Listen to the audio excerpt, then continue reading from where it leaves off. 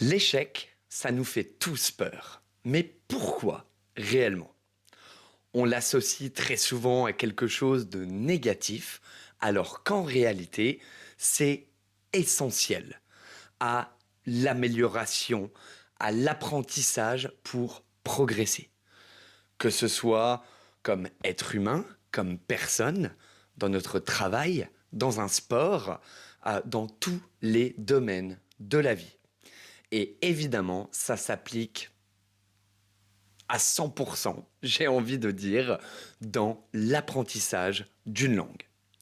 Sans échec, pas d'apprentissage, pas de remise en question, et donc zéro amélioration. Aujourd'hui, on va essayer de voir ensemble pourquoi échouer, c'est apprendre. Ok. Comment ça s'applique réellement dans l'apprentissage du français, mais d'une langue en général. Et on va aussi essayer de changer un peu ton regard sur l'échec et essayer de s'en faire un allié. C'est une grande phrase dit comme ça, je sais, et surtout, c'est beaucoup plus facile à dire qu'à faire. Et ça, crois-moi, j'en ai fait l'expérience.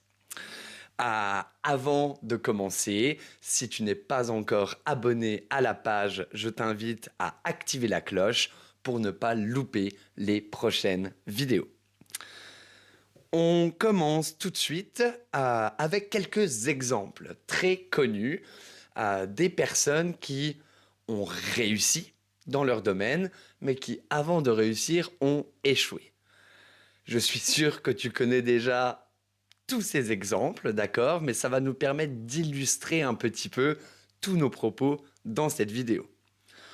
On commence avec la fameuse histoire de Thomas Edison et de ses 1000 essais avant de trouver l'ampoule. Il a dit qu'il n'avait pas fait 1000 erreurs, mais il a trouvé 1000 manières, 1000 façons que ça ne marche pas. Et au final, après ça, il a inventé l'ampoule. Imagine s'il s'était arrêté à la 999e fois. Pardon. On a évidemment l'histoire de J.K. Rowling avec le célèbre livre Harry Potter. On sait tous à quel point c'est un succès mondial, etc. Et je suis sûr que tu es déjà au courant, mais elle a été refusée. Les maisons d'édition n'acceptaient pas son histoire au début. Malheureusement pour les maisons d'édition qui ont refusé l'histoire de Harry Potter, elles sont passées à côté de quelque chose d'incroyable. Ok. Michael Jordan, qui a été refusé, recalé dans son équipe de basket universitaire. Est-ce que tu peux imaginer? Bref, tous ces exemples de superstars, de gens super connus, ça illustre parfaitement le fait que sans échec, il n'y a pas de réussite et que surtout l'échec, c'est pas quelque chose d'insurmontable. Ok? Bon, je sais, ça c'est des exemples, c'est des stars, etc. Ouais, c'est d'ailleurs, je pense, un peu pour ça que beaucoup de personnes, moi y compris, je dois avouer, euh, on aime regarder un petit peu les profils, les histoires de vie, pardon, des stars ou des gens qui ont eu un- une vie, un destin, un parcours un peu hors du commun. Parce que au final, avant de réussir, il y a des centaines, des milliers d'obstacles, des milliers de raisons qui auraient pu justifier, ok, de ne pas arriver à ce stade, de ne pas réussir dans ce que les gens entreprenaient, dans ce que les gens faisaient, ok, parce que ça donne une impression un peu d'histoire, comment je peux dire ça, impossible. Ok, waouh, il vient d'une famille très pauvre, d'un quartier, etc. Il ne pouvait pas aller à l'école. Et au final, cette personne se révèle être une des personnes les plus intelligentes du monde.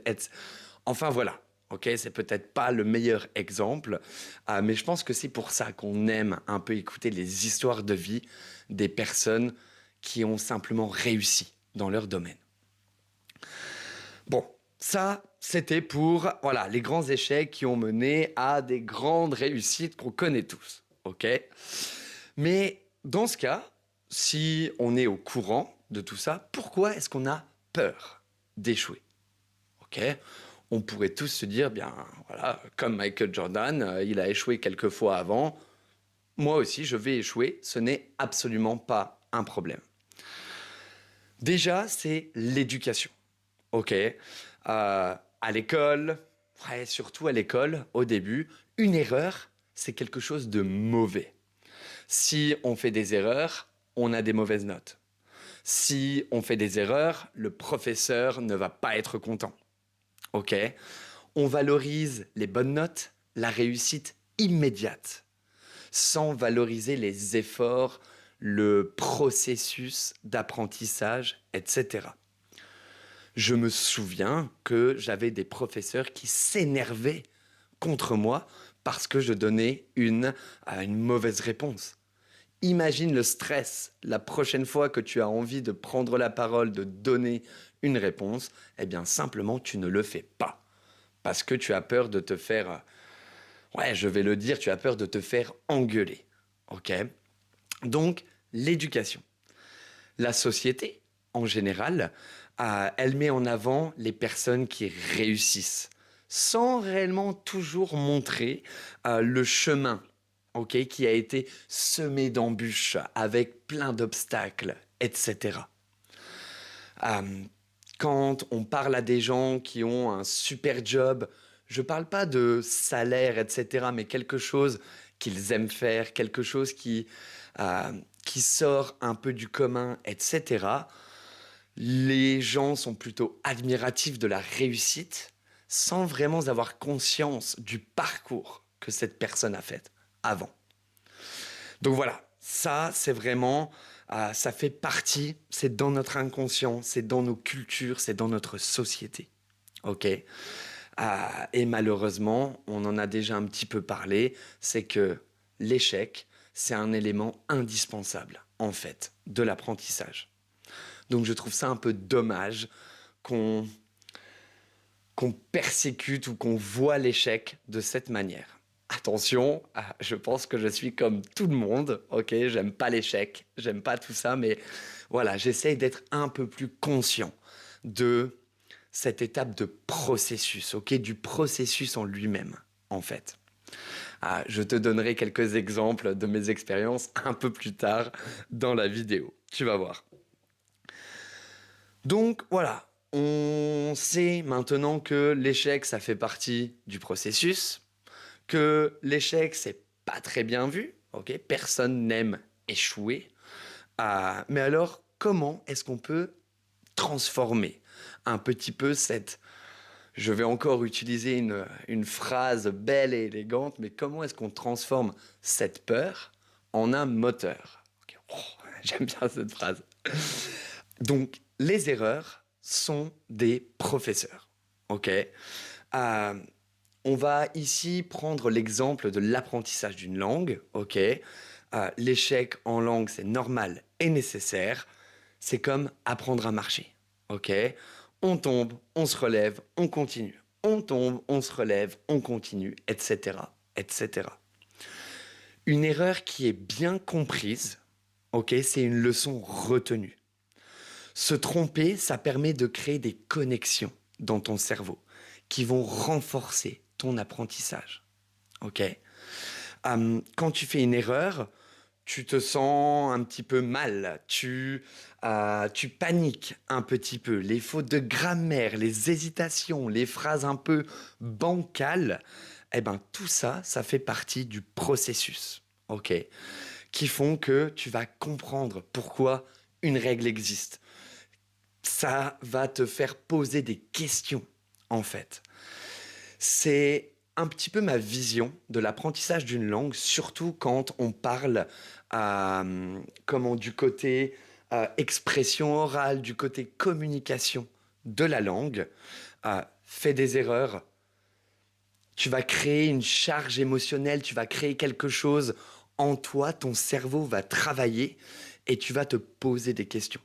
OK? Et là, tu vas commencer à connecter tous les éléments. OK? Hum, je peux te donner vraiment beaucoup d'exemples d'étudiants qui font des erreurs et qui, grâce à ces erreurs, progressent. Simplement. OK? C'est vraiment comme ça que je vois l'apprentissage. On parle dès le début dans mes leçons. On fait plein d'erreurs. Des fois, on fait des phrases sans conjuguer les verbes. Euh, voilà, on parle, on fait des erreurs. Alors, au début, les erreurs, elles sont pas très graves, elles sont normales. Donc, quand tu te lances à apprendre une langue avec un tuteur, un professeur, tu sais que tu vas faire des erreurs. Mais il y a des erreurs un peu plus embarrassantes avec les personnes qui maîtrisent déjà pas trop mal la langue, etc. Euh, elles peuvent me dire des choses comme, je sais pas, je suis chaude aujourd'hui, ou voilà, il y a tellement d'erreurs comme ça que je peux même pas te les citer. Mais ça, c'est des erreurs qui peuvent être un peu embarrassantes, ok. Mais avec un tuteur, avec un ami, c'est juste rigolo, en fait. J'ai pas trop eu cette chance. En général, moi, je me retrouve dans des situations un peu embarrassantes, ok? Et là, je peux te dire que l'erreur, je la fais une fois, pas deux. Parce que tu apprends de ta leçon, ok? On n'aime pas se sentir un peu stupide, embarrassé devant des gens qu'on ne connaît pas. Et quand ça se passe, comme je l'ai dit, tu le feras une fois, pas deux, ok? Et c'est d'ailleurs pour ça que les enfants, ils apprennent aussi vite. Oh alors, c'est une des raisons pour lesquelles les enfants apprennent aussi vite. OK? Ils n'ont pas peur de se tromper. OK? Ils disent n'importe quoi. Ils testent. Et petit à petit, ils s'améliorent. Ils apprennent. Ils deviennent de plus en plus précis. Ils répètent sans honte. OK? Euh, voilà, ils s'en fichent, les enfants, de comment les adultes les voient, etc.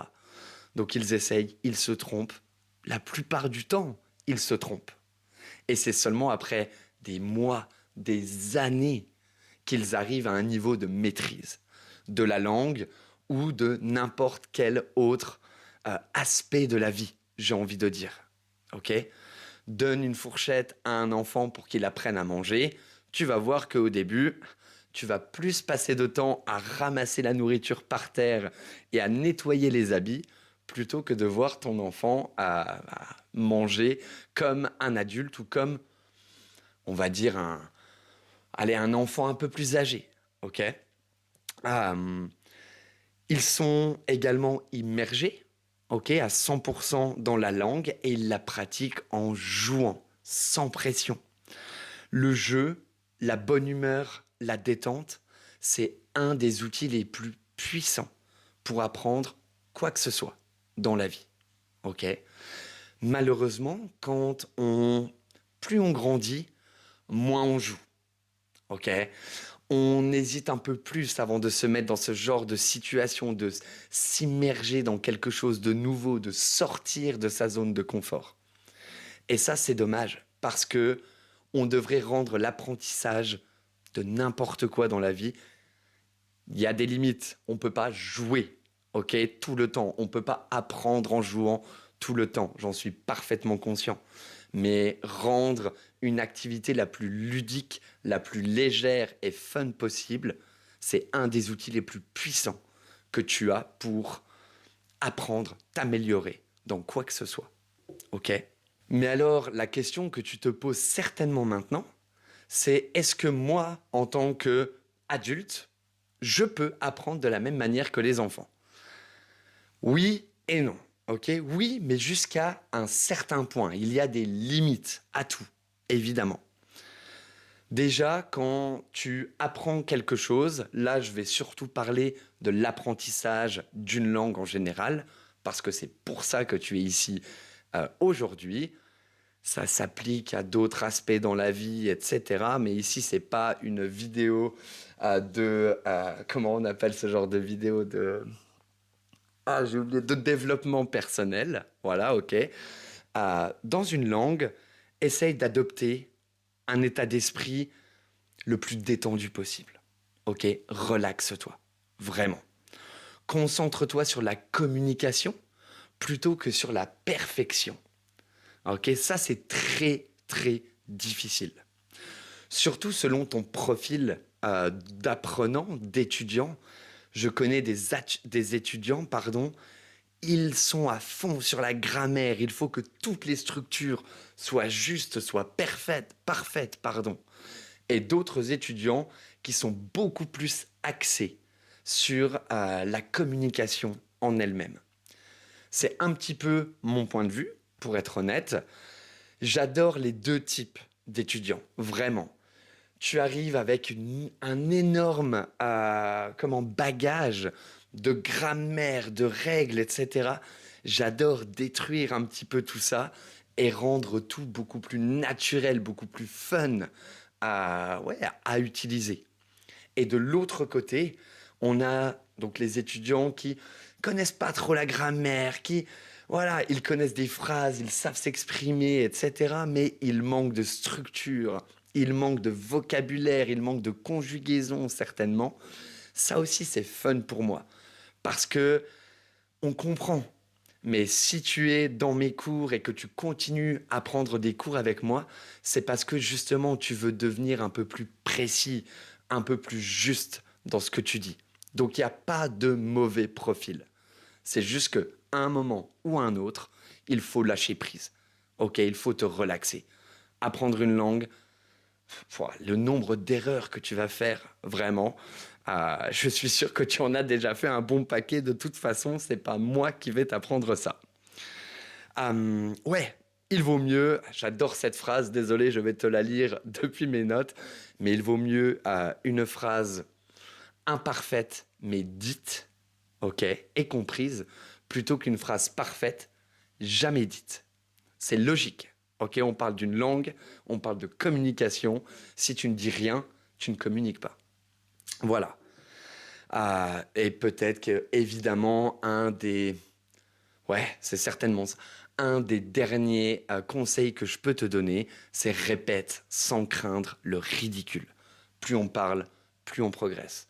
Plus on parle, plus on fait des erreurs, plus on fait des connexions, plus on s'améliore. C'est, c'est de la logique, en fait, vraiment. Encore une fois, plus facile à dire qu'à faire, ça je suis bien d'accord. Voilà, un petit peu sur comment est-ce que les adultes peuvent tirer des leçons, ok, des enfants, des jeunes enfants, etc. Dans cette vidéo, un peu plus tôt, je t'ai dit de ne pas hésiter à parler, à faire des erreurs et à répéter l'expérience, ok. C'est un des pouvoirs, j'ai envie de dire, de la répétition. Plus tu répètes une erreur corrigée, attention, plus tu vas t'en souvenir. On a dit déjà qu'on crée certaines connexions, etc. Et ça, c'est un peu de l'apprentissage émotionnel, ok? Parce que quand tu es en train de communiquer avec des gens, que tu fais des erreurs, tu as des émotions, ok? Que ce soit en ayant dit une phrase parfaite, ok? Là, c'est une vraie sensation d'accomplissement, on l'a fait, on a progressé, ok? Ou alors, à l'opposé, une sensation un peu plus négative qu'il faut savoir gérer, ok? Les premières fois, c'est chiant, mais plus on fait des erreurs, plus on s'habitue à cette sensation, malheureusement ou heureusement, je ne sais pas. Hum, mais ouais, les erreurs marquent, ok? Quand on, on s'affiche un petit peu devant un groupe de personnes, dans un magasin, etc., tu vas créer des connexions dans ton cerveau, évidemment. Mais ce qui va te marquer, c'est les émotions, ce que tu as ressenti au moment-là. Donc, encore une fois, c'est un passage super chiant pour les personnes. Faire des erreurs, échouer.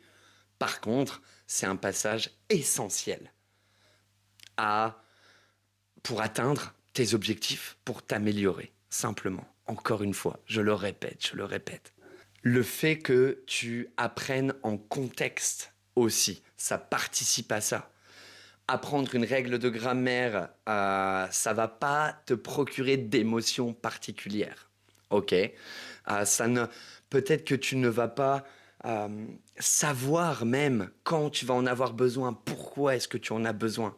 Alors que dans le contexte, avec des gens, avec un tuteur, avec un prof, avec des locuteurs natifs sur des applications, etc., eh bien là, tu vas le vivre, ce moment, plutôt que de le lire ou de l'apprendre.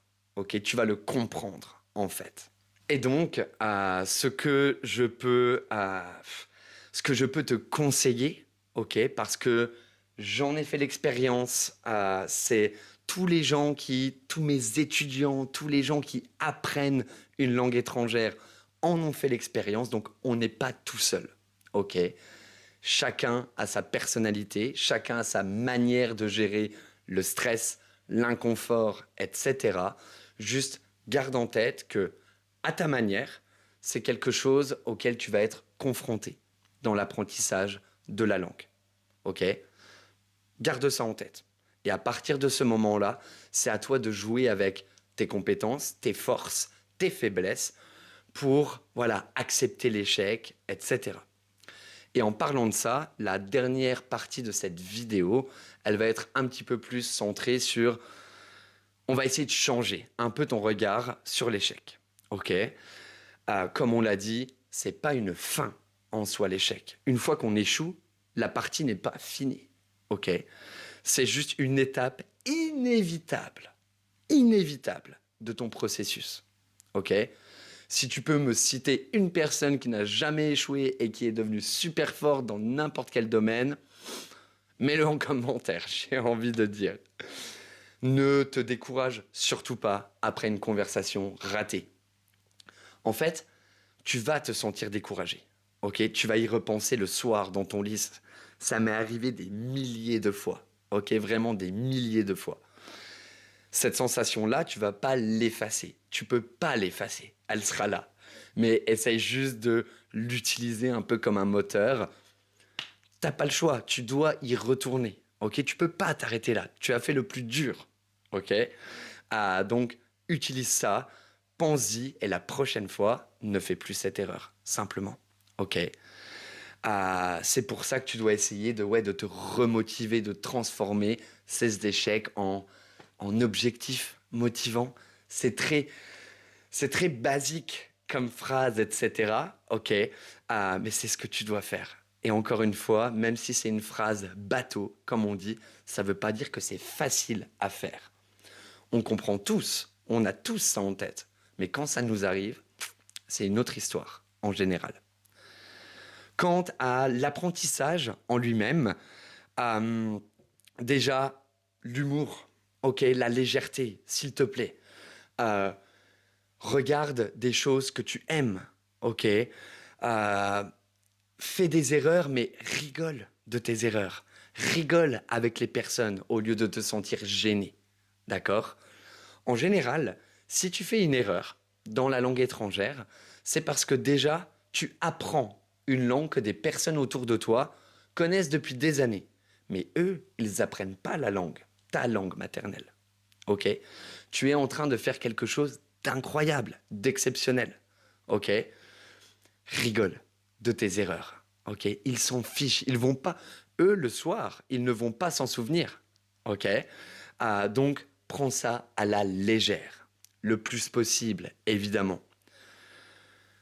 Les moyens, les techniques que tu as d'apprentissage, essaye de faire des choses que tu aimes le plus possible, encore une fois. La grammaire, il y a des gens qui adorent ça. La plupart, ils ne sont pas fans de la grammaire. Ok? Consomme du contenu que tu aimes.